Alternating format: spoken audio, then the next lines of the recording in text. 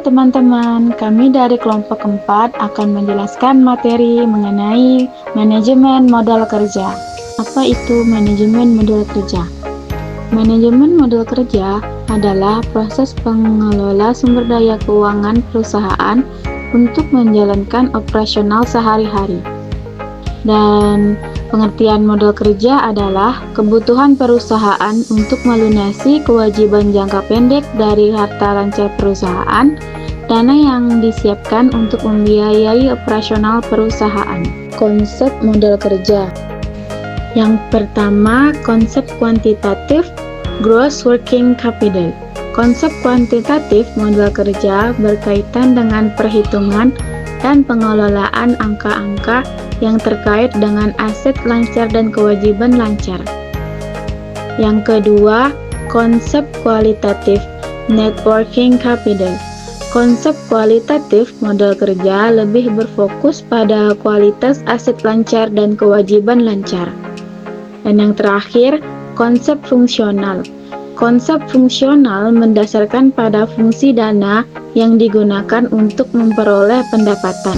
Selanjutnya kita akan membahas apa saja jenis-jenis modal kerja. Modal kerja permanen. Modal kerja permanen itu seperti dana dasar yang selalu harus ada supaya bisnis bisa berjalan setiap hari. Misalnya untuk membayar gaji, beli bahan baku secara rutin, atau biaya listrik. Jumlahnya stabil walaupun penjualan naik atau turun, dana ini tetap dibutuhkan terus. Selanjutnya, modal kerja temporer atau variabel.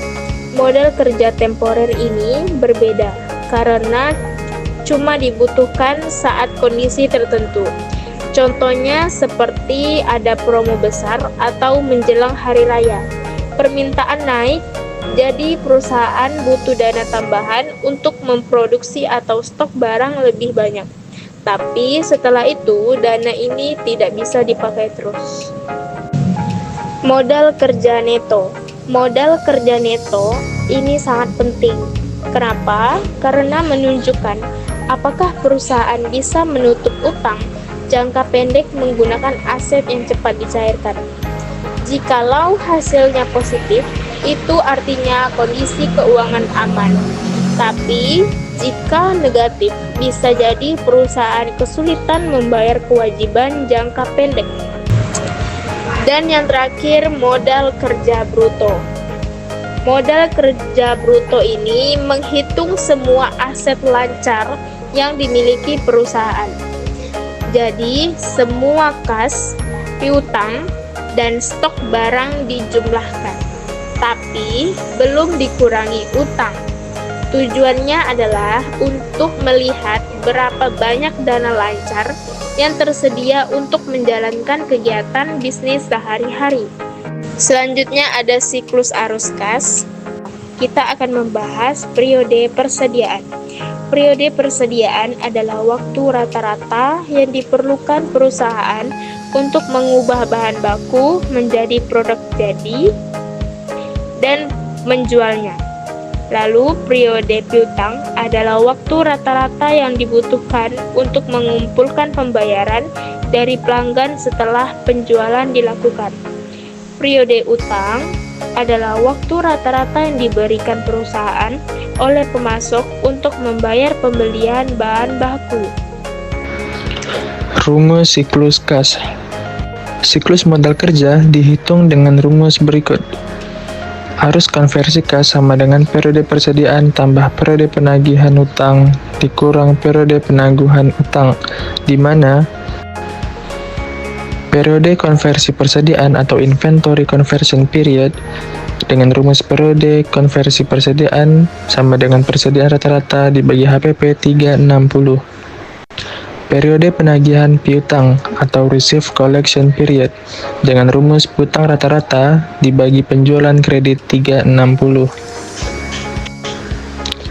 Periode penagihan utang atau payable deferral period dengan rumus periode penangguhan utang sama dengan utang usaha rata-rata dibagi HPP 360. Penentuan kebutuhan modal kerja. 1. Sumber internal atau intern sources terdiri dari 1. Laba yang ditahan, 2. Penjualan aktiva tetap yang dilaksanakan oleh perusahaan, 3. Keuntungan penjualan surat-surat berharga atau efek di atas harga normal, yang keempat, cadangan penyusutan. Sumber eksternal atau external sources terdiri dari yang pertama ada supplier, memberikan dana sebagai pemenuhan kebutuhan modal kerja kepada perusahaan. Yang kedua ada bank, di mana bank adalah lembaga pemberian kredit. Yang ketiga yaitu pasar modal, dalam bentuk konkretnya pasar perdana. Selanjutnya contoh soal. Yang pertama, contoh soal metode keterikatan dana. Soal yang pertama,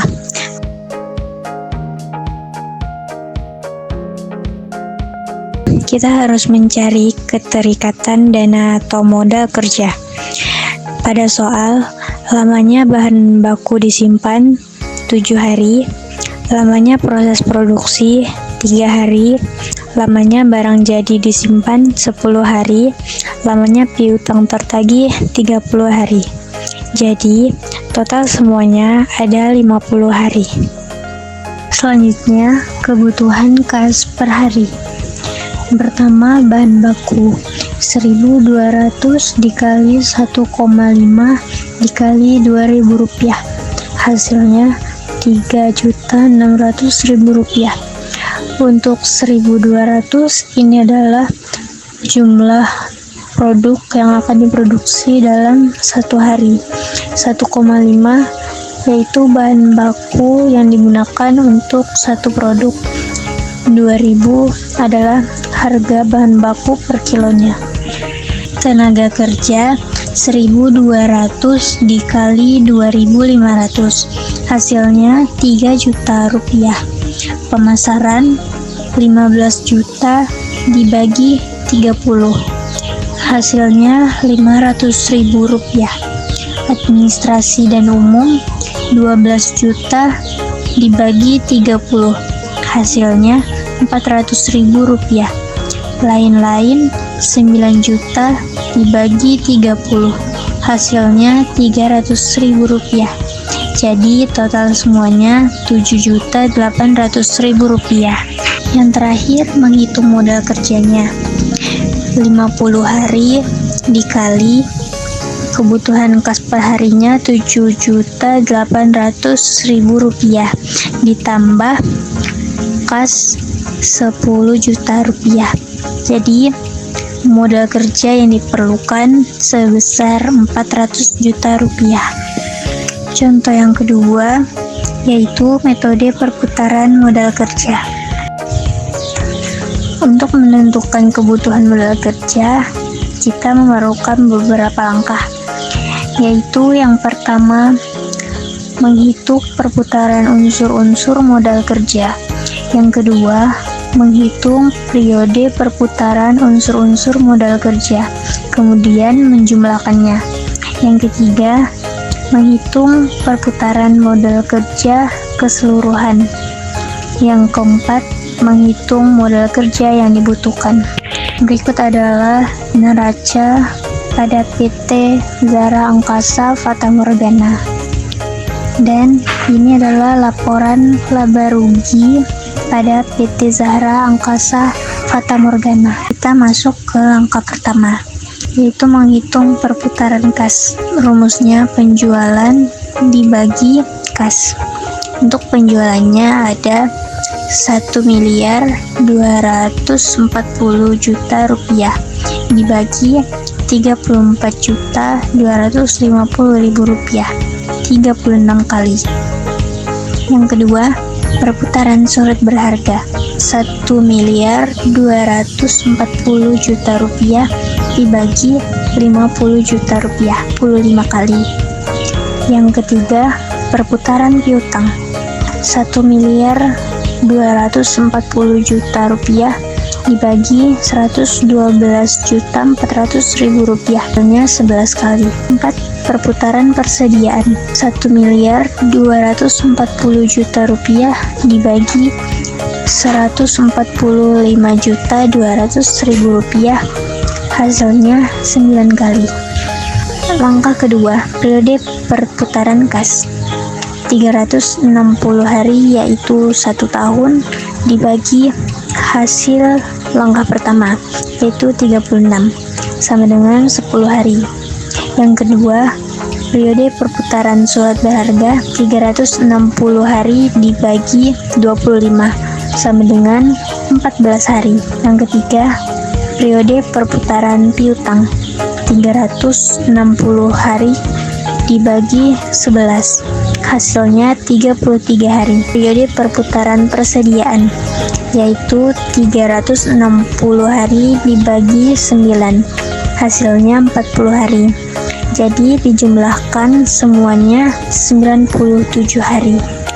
Menghitung perputaran modal kerja 360 hari sama dengan 1 tahun dibagi 97 hari. Jadi hasilnya 4 kali. Yang keempat, modal kerja yang dibutuhkan pada tahun 2017 yaitu 2 miliar rupiah dibagi 4 hasilnya 500 juta rupiah. Jadi modal kerja yang dibutuhkan untuk mencapai keuntungan sebesar 2 miliar rupiah harus membutuhkan modal kerja sebesar 500 juta rupiah.